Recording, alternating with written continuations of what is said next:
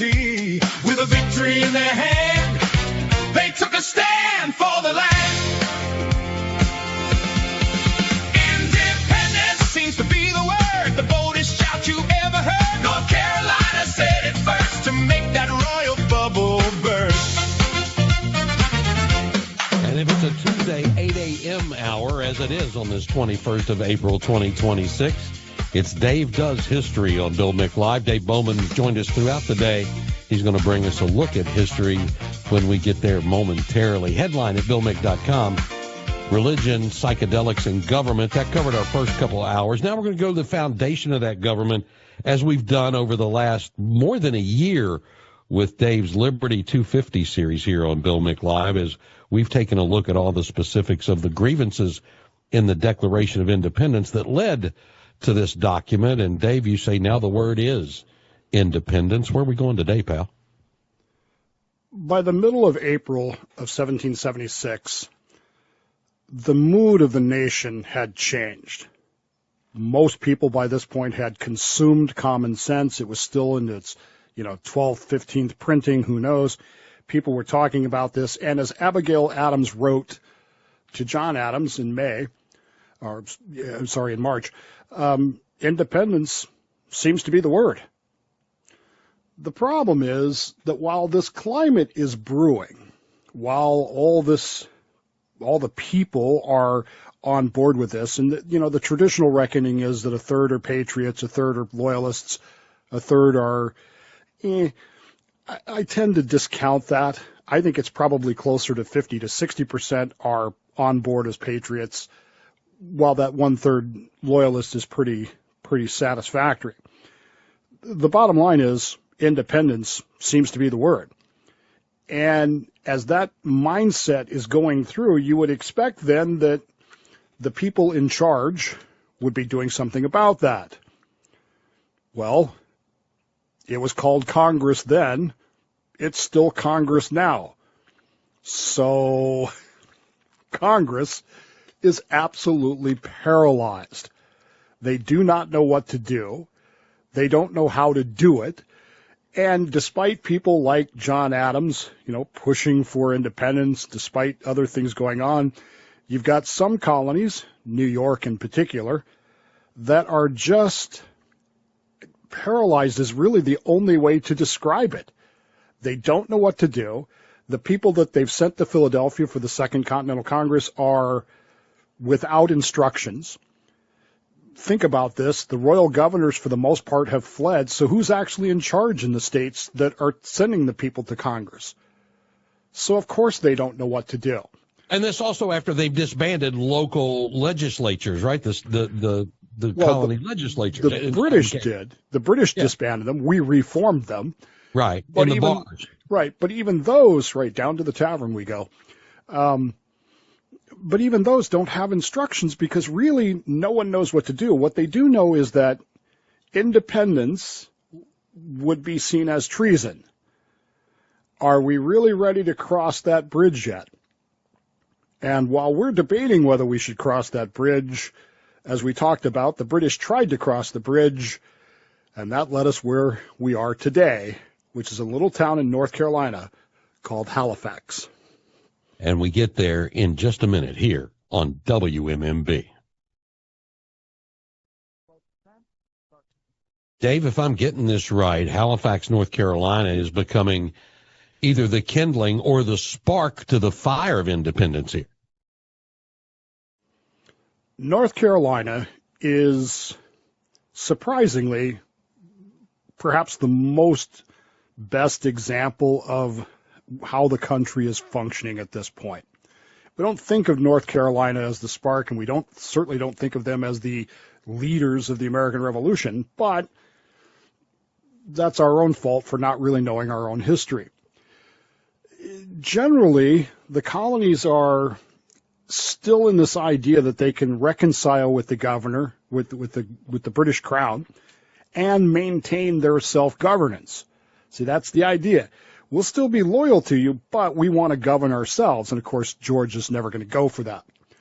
We're going to maintain this loyalty to the British crown, and we're going to tolerate a very low risk of being accused of treason. We're a little nervous about those kinds of things, even though we don't like what the king is doing. Now, in North Carolina, it's a completely different world. In North Carolina, you have a violent split in the state, which is just a powder keg. You have the Patriots, who are mostly from lowland Scotland, and Irish. A lot of that population living in North Carolina, and they are really hardcore patriots. They are strongly resisting the government. They forced Josiah Martin onto that boat out in the river. And then you have the loyalist element of this, which, as we talked about, were primarily Highland Scots. Remember Scotland and King George, broadswords and King George. And they were fiercely loyal to King George III, and this has created a very divided populace in the state. And North Carolina has made it clear that they have decided that the only solution to this is, we were talking last hour about realizing that there are solutions. They have realized that really the only permanent solution to this is a permanent break and total independence from Britain. There's no way we can reconcile with these people. There's no way they're going to give us self-government. So that means we have to go our own way. That means we're going to have to actively sever those ties. As Jefferson will later write, sever the bonds that have bound them one to another. And they don't really care about the risk. They're not worried about whether or not this is called treason or not, because they figure we're going to win anyway. And so they're willing to pioneer the movement for sovereignty.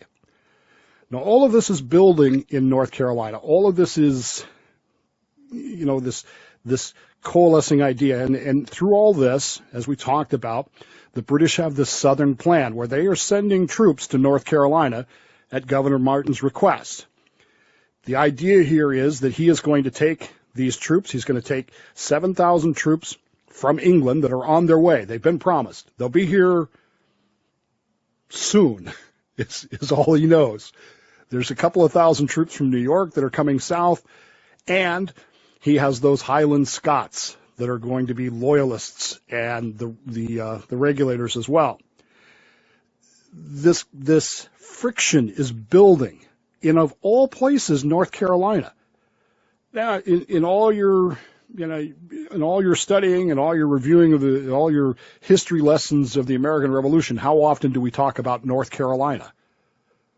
Very rarely. Not a lot. But you know what I hear in what you're saying? I see the attitudes of the people I grew up with in West Virginia, in Appalachia, where we had the descendants of the same people there, and those attitudes can still be found there. Yeah. It's surprising because everything that we think about is New England, right? The Adamses and the Sam Adams and John Adams and Patrick Henrys and those sorts of things. Of course, Henry is Virginians, but we kind of overlook how active the Carolinas were in this. And what we're going to discover later on is that some of the most vicious fighting of the American Revolutionary War is in South and North Carolina. In fact, South Carolina actually has the most battles of the American Revolutionary War, and almost all of them are between loyalists and patriots. So there's a lot of stress here. We talked about, Bill, a few weeks ago in February about the battle at Moores Creek Bridge. And hopefully you remember this. Sure. It was a patriot militia that, for all practical purposes, tricked the loyalist militia into attacking them across a very narrow bridge in the middle of the night, a bridge that, by the way, they had pulled all the planks off of and just greased it up. So basically it's a death trap. Sure. And all these Highland Scots who were still wearing their kilts, because that's what they do, I guess, had tried to charge across that. It didn't work. Old Mother Covington blew their first lines away, and many of them fell into the creek, which actually was pretty deep. And because of their heavy kilts and heavy broadswords, somewhere between 80 and 100 of them died in this failed attempt to shatter the Patriot cause in North Carolina. That battle ends the idea that the British are going to bring all these troops in here and split the colonies in half. Number one, Henry Clinton and his troops, they're not really interested in all this. Number two, by the time the troops get there from England is still months away. So by the time they get there, then they're going to realize that, hey, there's really no way to land here. I don't know if you've ever been to North Carolina, but it's not exactly a haven for port cities. It's right. just not. It's a very difficult thing, and that's with modern ships. Imagine trying to do that with a sail-powered ship. It's just not going to work. The whole thing completely fails. And this is going to lead the people of North Carolina to convene their 4th Provincial Congress. Now that they've gotten rid of the governor, we're going to have another provincial Congress. 83 delegates from across North Carolina are going to assemble. And they're going to go to this little town called Halifax, which is in kind of the northern part of North Carolina. And they will meet there starting in April. And their task is to figure out what we're going to do now that we've won this battle. And what they're going to do is still on the North Carolina flag today. If you go look at one right now, you'll see on that flag, April 12th, 1776. And that is what we will talk about. It's known as the Halifax Resolves. And it all comes back to independence seems to be the word.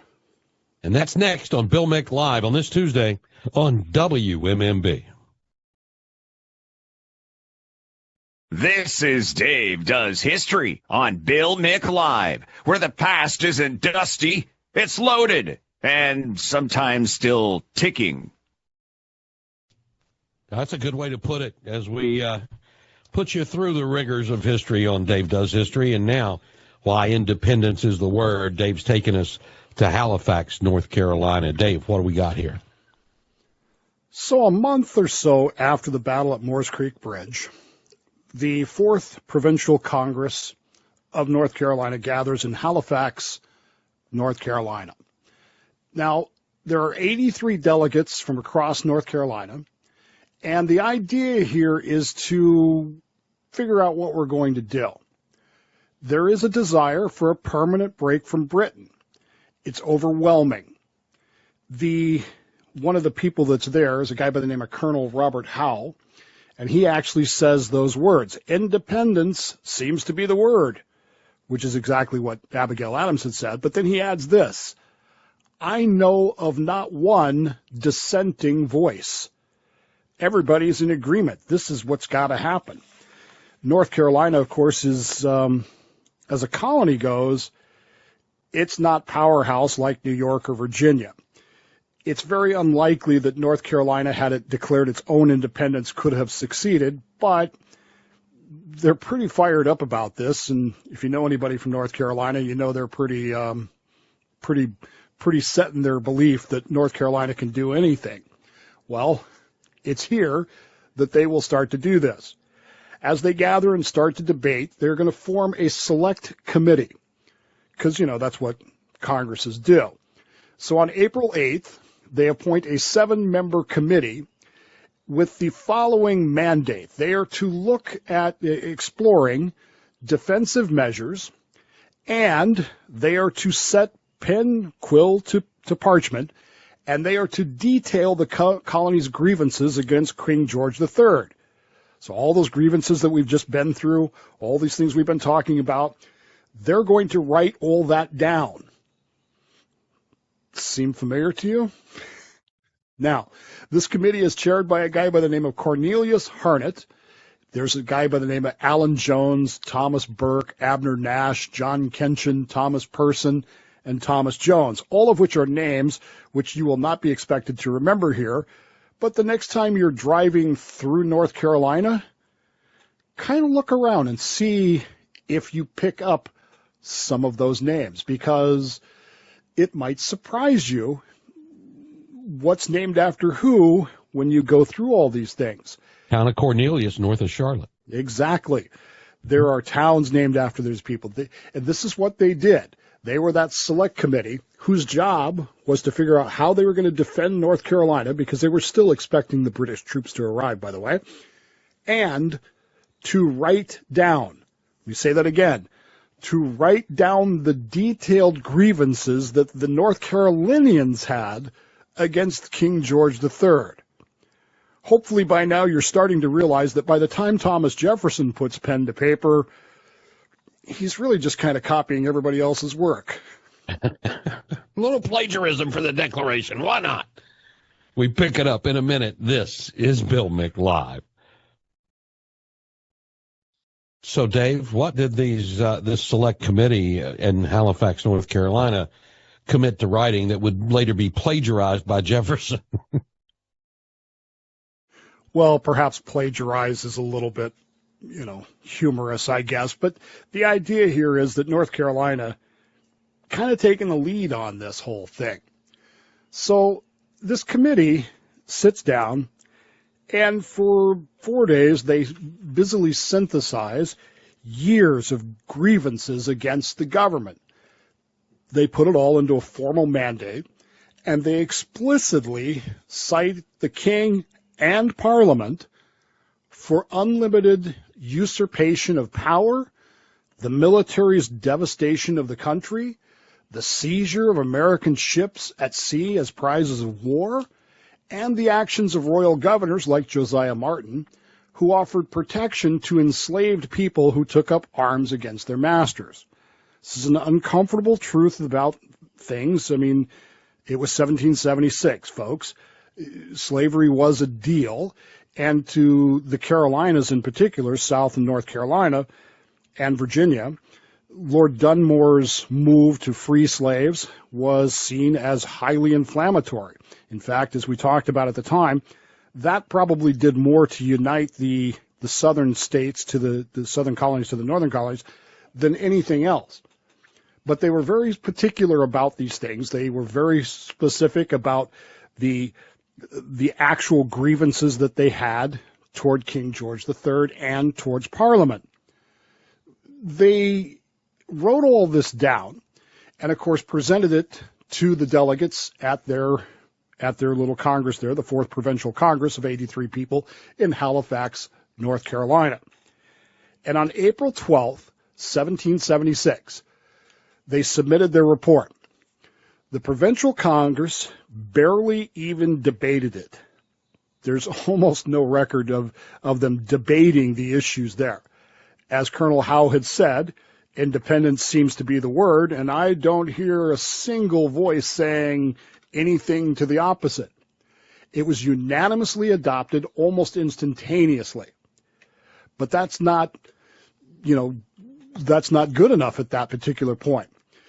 The document went so far as to encourage national unity. In other words, it's not just us declaring independence. It's not just us saying that. We are physically and emotionally and functionally encouraging the rest of you states to get on board with that. In other words, New York, Massachusetts especially, since you've been the leader in all this, how come you haven't gotten on board with declaring independence yet? You imagine, if you know a North Carolinian and you know what I'm talking about, can you imagine North Carolina getting in your face and saying, get with the program?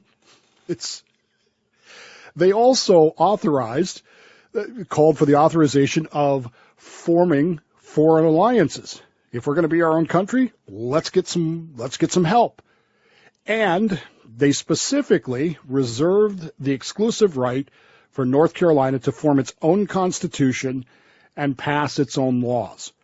These were all the things that were contained in this Halifax Resolve that they passed on April 12th, 1776.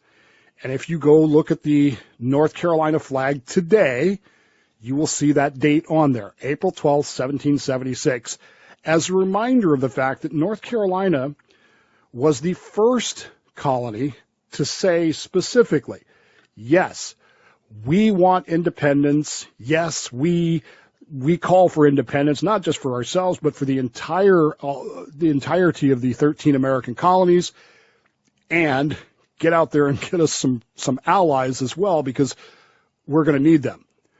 And, oh, by the way, we're still a sovereign state. So long before the Articles of Confederation, long before the Constitution of the United States, state sovereignty was already an issue in the American colonies. And it was North Carolina that first put that idea out there.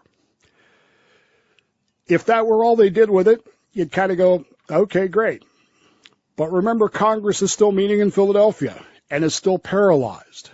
And so North Carolina takes the next logical act, which is to send this to Philadelphia and say to Congress, independence seems to be the word. Get with it.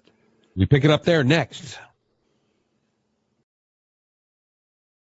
From muskets to microphones, the story carries on. This is Dave Does History, right here on Bill Mick Live.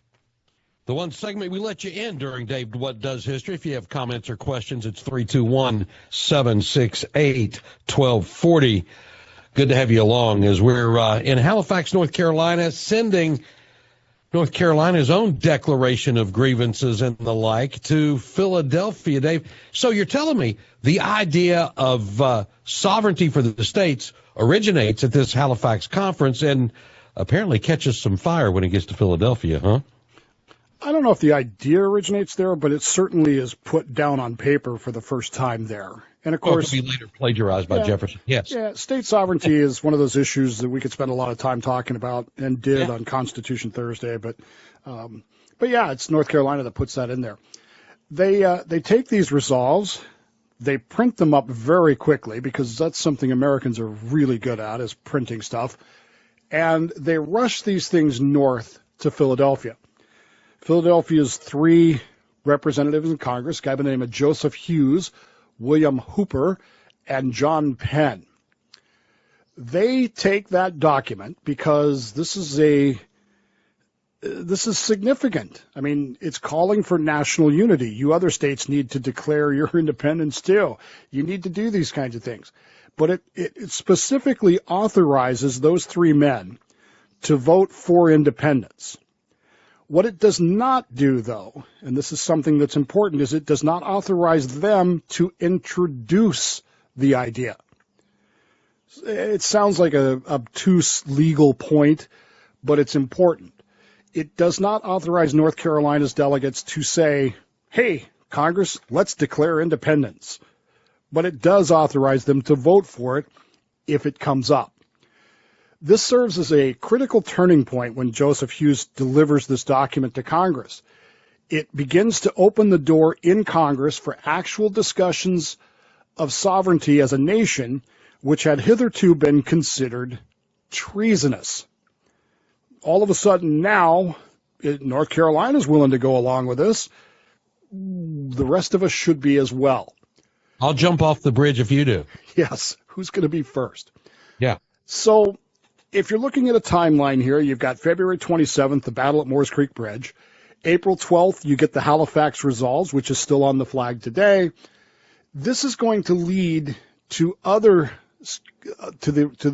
other colonies essentially doing the same thing. Now, the order is somewhat surprising. Obviously, North Carolina's first on April 12th. Rhode Island, of all people, will follow on May 4th. Actually, it's probably not surprising that Rhode Island it wants to be independent of everybody, and they declare independence. They don't just authorize. Rhode Island will actually declare independence. They'll actually say, nope, we're done. Virginia is third. They will authorize this in May of 1776, and they will go one step forward from that. They will actually authorize their representatives to open up the discussion, to introduce that resolution for independence in Congress. It's followed by Massachusetts, Connecticut, New Hampshire, Delaware, New Jersey, Pennsylvania, finally Maryland, and South Carolina. You'll notice that New York never actually does. And New York still hasn't, to this day, authorized its delegation to vote for independence. And as we'll see a little bit later, that will have an impact. It's this domino effect that leads to the June introduction of the resolution by Richard Henry Lee to become an independent nation. So only a few months after these resolutions, these resolves at Halifax are adopted, Cornelius Harnett will stand on the platform there at Halifax, North Carolina, and he will read the words of the Declaration of Independence to the people who really, for all practical purposes, started it. And to this day, the enduring legacy of the Halifax Resolve is still celebrated on the North Carolina state flag, which bears the date April 12, 1776. And they're fiercely proud of that, as they should be. Now, before you send me the emails, because I can hear you doing it, there's also another date on the North Carolina flag. Anybody know what it is? May 20th, 1775. That date is there because it's what's known as the Mecklenburg Declaration. In May of 1775, North Carolina declared its independence already, which may be why the Halifax Resolves didn't necessarily see the need to do that. And so they put that date on there, May 1775, in celebration of the Mecklenburg Declaration of Independence, which North Carolina claims as the first Declaration of Independence. Delaware would disagree, but there you go. The problem is, of course, it's kind of apocryphal. There's no actual surviving documentation of any debate, any actual declaration. There's no historical actual evidence that the Mecklenburg Declaration actually occurred. Now, again, absence of evidence isn't necessarily evidence of absence, as historians like to say, but North Carolina claims it anyway, and that's why those two dates are on their flag. The one that really matters, April 12, 1776, we know that that happened definitively because it leads to Congress actually getting its act together and saying, hey, you know what, as Abigail Adams wrote, independence seems to be the word.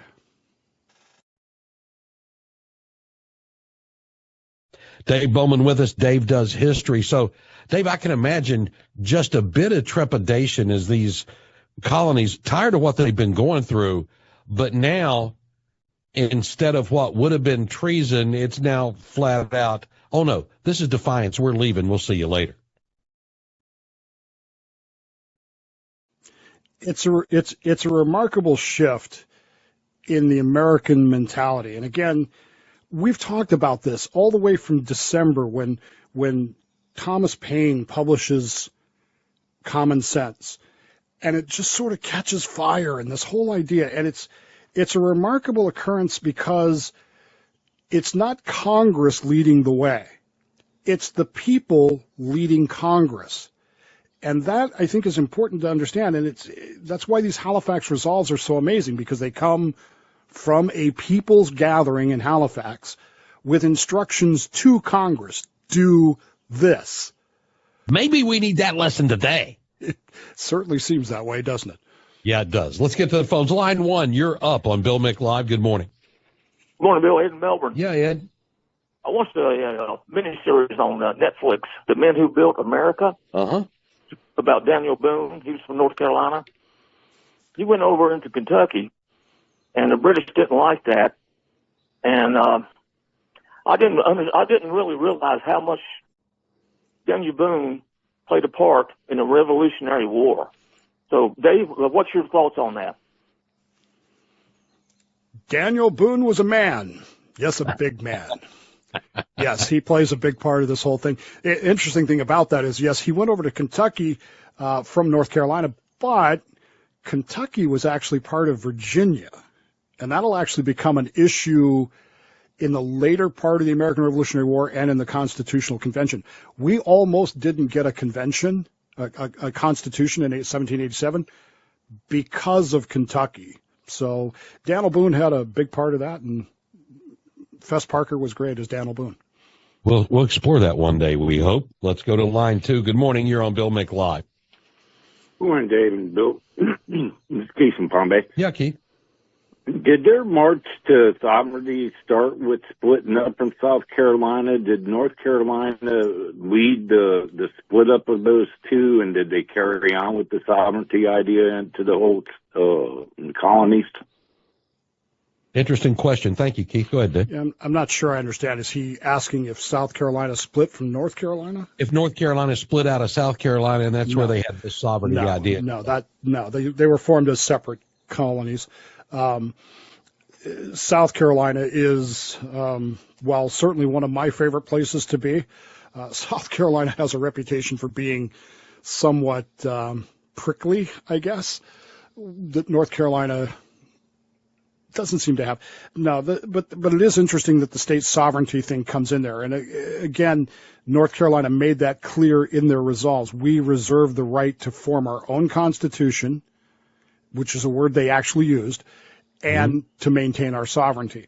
Do you know if the other colonies were considering that at the time, that they're each going to need this sovereignty to basically rule themselves, even though they were aligned together? Some of the other states already had their own constitution, Massachusetts, for example, Virginia. But this idea of putting it on paper, this idea of actually saying it, because remember the English Constitution is not written. It's interpreted. It's a common understanding of things. And so this idea of writing these things down was a little bit unique, but it was also purposeful in the sense that it gave direction to things. Interesting. Let's get back to those phones. Good morning. You're next on Bill Mick Live. Good morning. Hi, Mario. Dave, have you written any books? The reason I'm asking is I love your presentation. You bring history to life for me.